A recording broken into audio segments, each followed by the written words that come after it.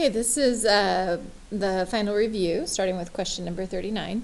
So for part A, we want to completely factor. So because there are 4 terms here, so 1, 2, 3, 4, I want to do factor by grouping.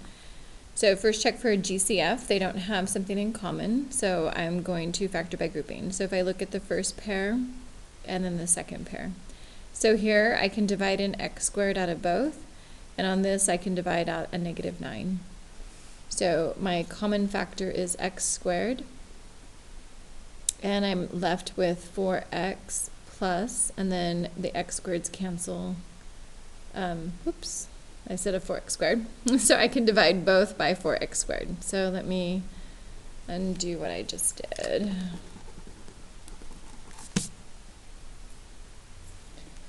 So I can divide out a 4x squared. So 4x squared is my common factor. So 4 divided by 4 is 1. And then when I divide an x squared out, I'm left with an x. And then here, 20 divided by 4 is 5. And then the x squareds cancel. And then on both of these, I'm going to divide out the negative 9. So when I divide out the negative 9, that leaves me with a positive x. And negative 40 divided by negative 9 is a positive 5. And so they both have an x plus 5 common. So I'm going to factor out the x plus 5. And then my remaining term is 4x squared and negative 9. And so here I have a difference of 2 squares. So this is a perfect square, and that is a perfect square, and I'm subtracting them. So I can factor that one more time. And so 4x squared is 2x and 2x.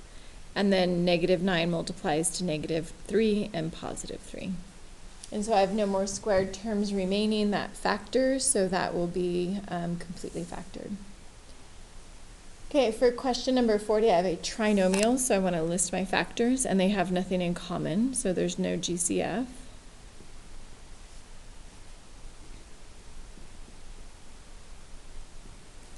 So here I know x to the 4th is x squared times x squared, and 49 is either 1 and 49 or 7 and 7. And the pair that will work for 48 is going to be 1 and 49. And then to get the negative 49 and a positive 48, I want my 1 to be negative. So negative 1 times 49, and then negative 1 plus 49.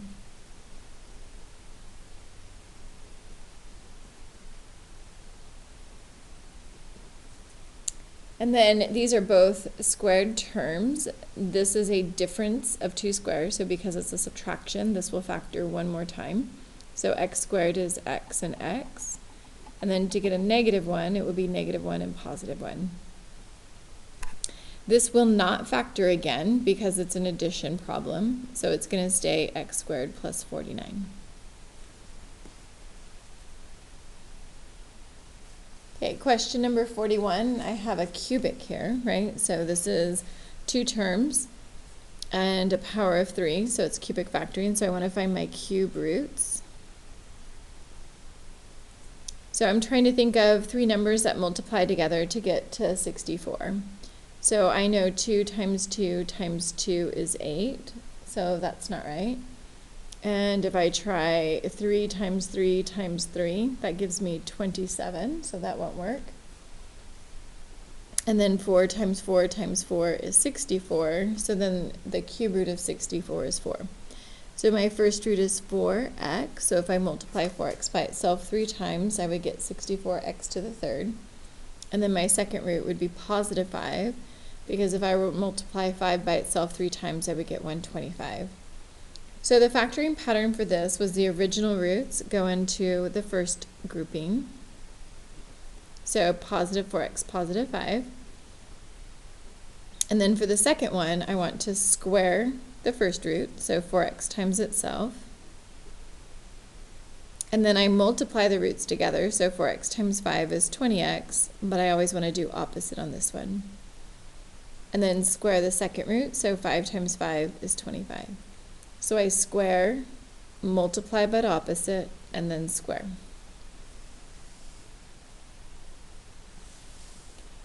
Okay, so for question number 42, they are telling us that x minus 7 is a factor, so I can either do synthetic division or long division, and I'm going to do synthetic on this one. So if x minus 7 is my factor, then that means 7 is my root. And then I put the coefficients of each of these down here.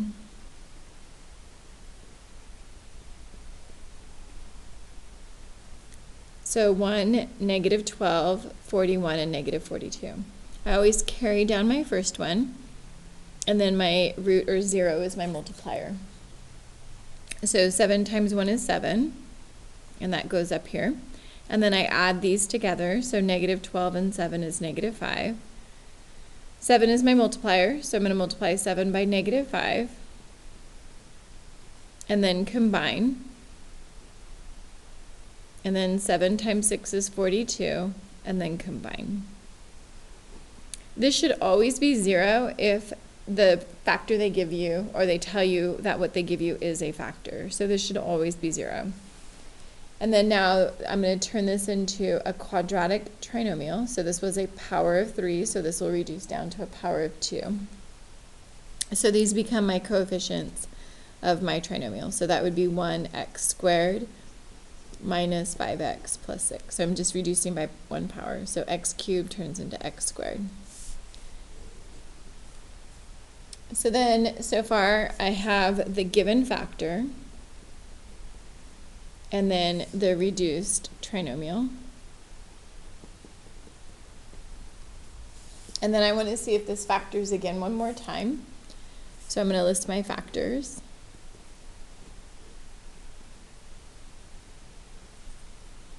So I know 1 and 6 both, and 2 and 3 both work to somehow give me a 5, but they have to be the same sign in order to get a positive 6. So I want a negative 5 and a positive 6, so these both have to be negative. So if they're both negative, the only pair that combine for negative 5 is that pair.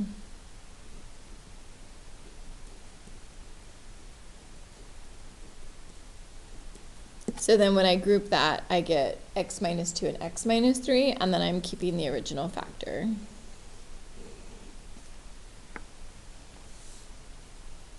Okay, so 42 and 43 are similar. The only thing that is different is here they tell you that 5 is your 0, so you don't have to solve for it. It's just going to be 5. And then I'm going to list my coefficients.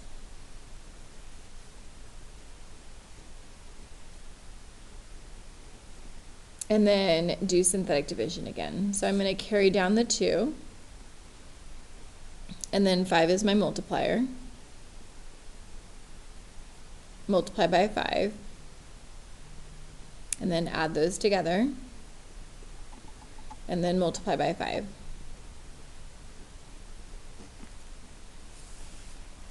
So I started it out again as an x cubed, so this will reduce by 1, and then these become my coefficients of my quadratic. So my 5 is a 0, so its factor will actually be x minus 5, right? Because if I were to solve for this, I would get positive 5. And then I'm going to list out my factors here.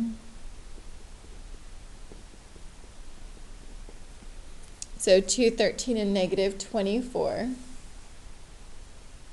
turns into that trinomial. And then I want to try to factor that, so I'm going to list my factors.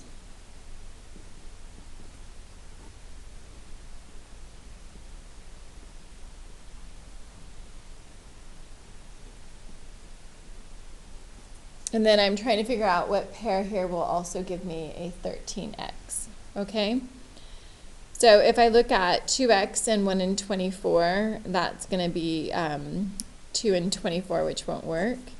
Here I'll get 4 and 12, and then 16 and 3, or 6 and 8, which look like that will work, versus 8 and 6, which is 14, so that won't work.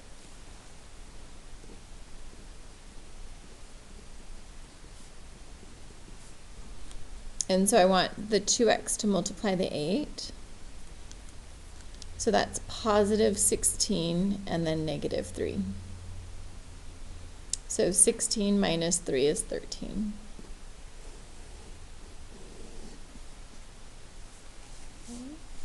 All right, and then let's take a look at question number 44. So I want to sketch the graph.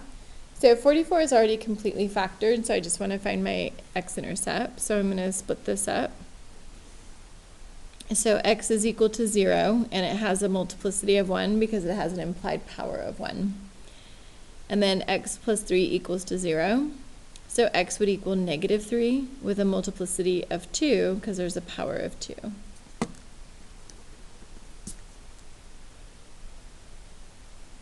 And then here x would equal 2 with a multiplicity of 1 because it has an implied power of 1.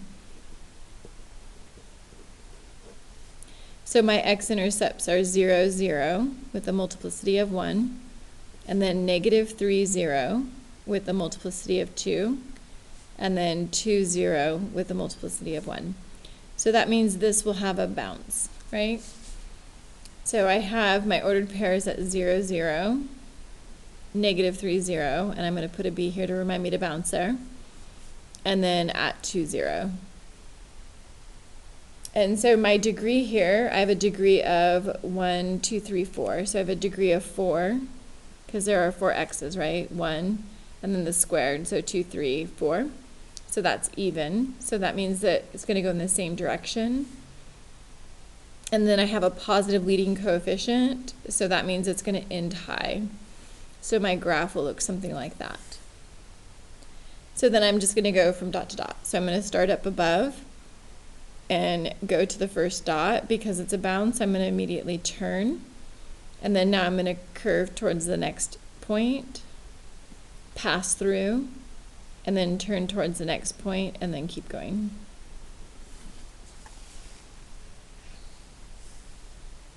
Okay, so let's take a look at number 45. So for number 45, it's not factored, so I need to finish factoring first. So these all have an x in common, so I'm going to factor out the x.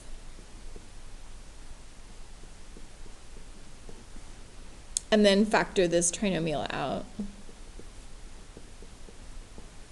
And so my factors are 1 and 2, where 2 is negative.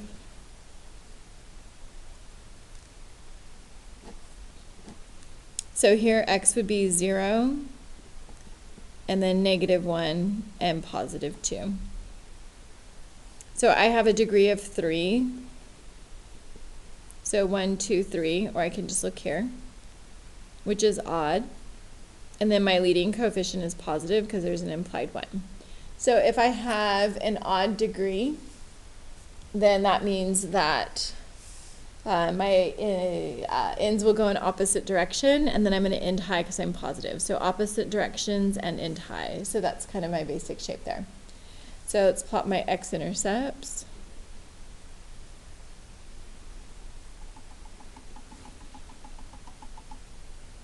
And so I'm going to start low, and there's no bounces, right, because I have no powers of 2 here. So I'm going to start low, go up, pass through, turn to get to the next dot, pass through, turn to get to the next dot.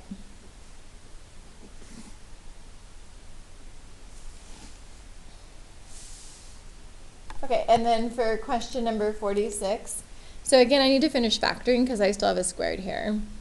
So let's go ahead and do that.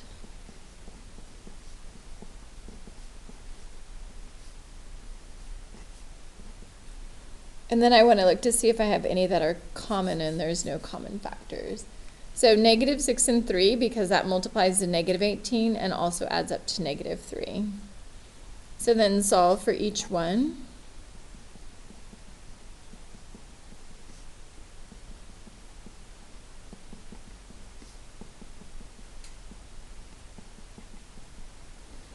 So x would equal negative 1, positive 6, and negative 3. And they all have a multiplicity of 1 because these are all powers of 1. So that means I'm not going to have any bounces. So x equals negative 1, positive 6, and then negative 3. So I have 1, 2, 3. So I have a degree of 3, and then a positive leading coefficient. So because my degree is odd, then I know my ends go in opposite directions, and then I have a positive leading coefficient, so then I'm going to end high. So I'm going to start low, and everything's a pass-through. So I'm going to go through this dot, turn to get to the next dot, go through, and then turn to get to the last dot. So for this one, I have a y-intercept, right? That's not the origin, so I have to actually calculate that. And so to calculate my y-intercept, I let x equal 0. So I'm just going to go from right here, and I'm going to let x equal 0. So this is going to be for my y-intercept.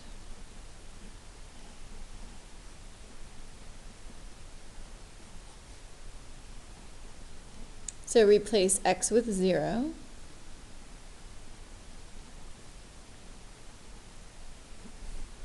And then simplify. So 0 plus 1 is 1, 0 minus 6, and then 0 plus 3.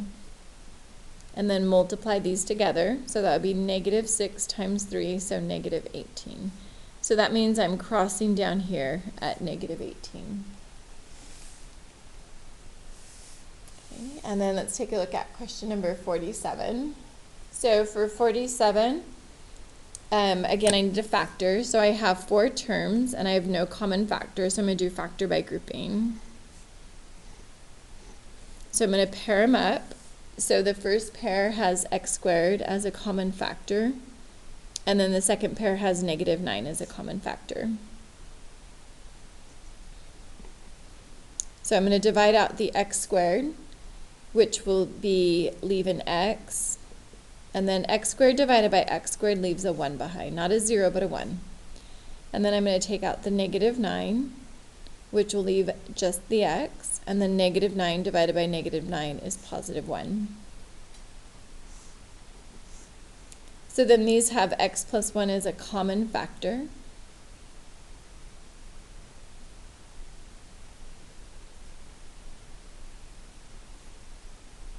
And I just realized, so I took out an x squared and I forgot the squared here.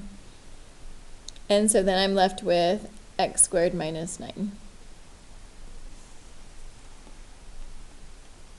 And then I can factor this one more time because I have a difference of 2 perfect squares.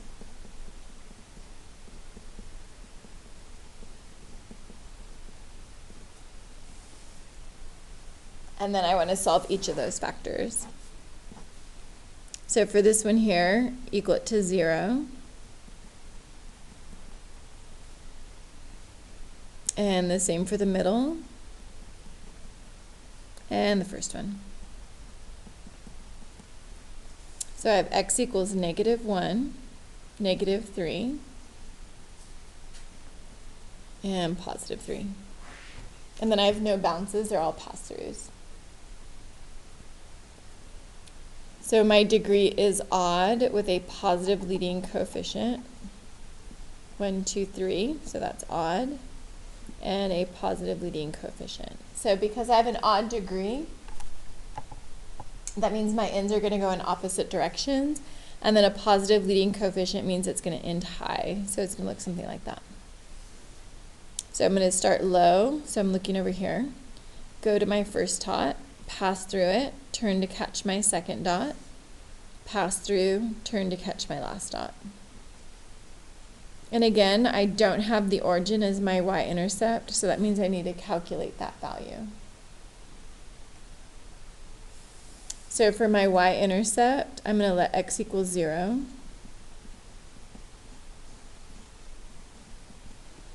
So I'm going to replace all of the x's here with 0.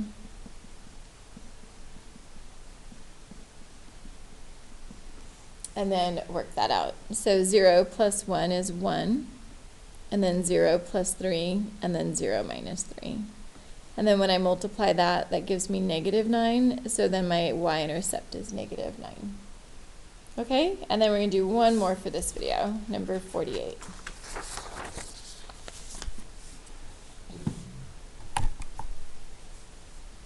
Okay, so for question number 48, I want to write the equation. So I want to look at all my x-intercepts. So I have 3 x-intercepts here.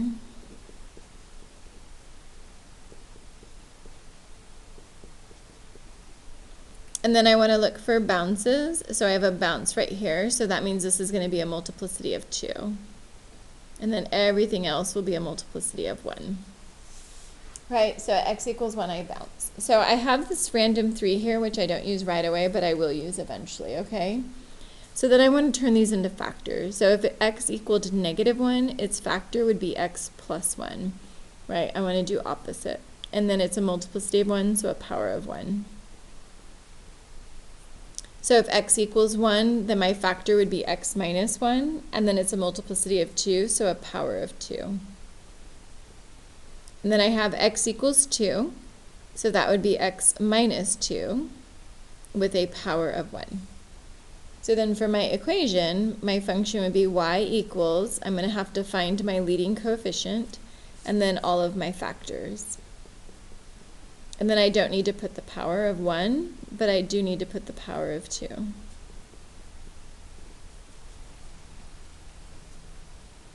And then to solve for a, I need another ordered pair, so that's where the y-intercept is going to come into play. So this ordered pair is when x is 0, my y value was 3. So I'm going to replace my y with 3, and then my x's with 0.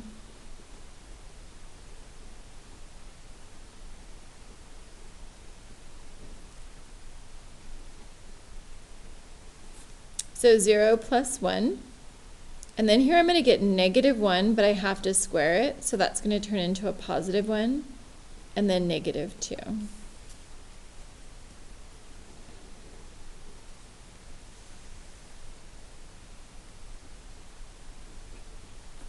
So 1 times -2 is -2, so I'm going to write that as -2a. And then to solve for a, I'm going to divide by -2. So my leading coefficient is -3/2, and so then I'm just going to put it in for my function here, and then that will be my final answer.